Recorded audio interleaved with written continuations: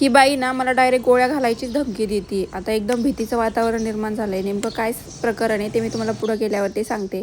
सकाळ सकाळ मी गॅलरीतून पूजेसाठी एवढी सगळी फुलं तोडून घेतली. आजच्या पुरती एवढी बाद झाली. त्यानंतर म्हटलं की चला फ्रीज क्लीन करून घेऊया आणि सोबतच आणलेला भाजीपाला मस्तपैकी कंटेनरमध्ये ठेवून तो ऑर्गनाईज करावा. याने फ्रीजमध्ये अजिबात राडा होत नाही आणि ते छान ऑर्गनाईज दिसतं. आता आवळे ना घरामध्ये असायलाच पाहिजे, कारण मला ते खायला खूप जास्त आवडतात आणि ते खायला हेल्दी पण असते, त्यामुळे मी ते रोज खाते. सगळा भाजीपाला मी फ्रीजमध्ये व्यवस्थित ठेवून दिला आणि फ्रीज पण छान साफ करून घेतलेलं होतं. म्हणून म्हटलं की आज सगळं व्यवस्थित जिथल्या तिथं लावून घ्यावं. नंतर सगळे मसाले वगैरे पण ठेवून दिले आणि हीच ती बाई जी मला धमकी देते.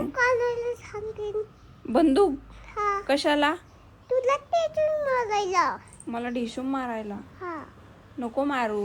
आता ही बाई रोज बंदुकीने गोळ्या घालायची, मला धमकी देते, त्यामुळे मला जरा जास्तच भीती वाटते. आता मस्तपैकी मी लोणी काढून घेतलं होतं, म्हणून म्हटलं तूप बनवावं आणि हे उरलेलं पाणी ज्याला आपण ताक म्हणतो ते मी कढीपत्त्याच्या झाडाला घालते.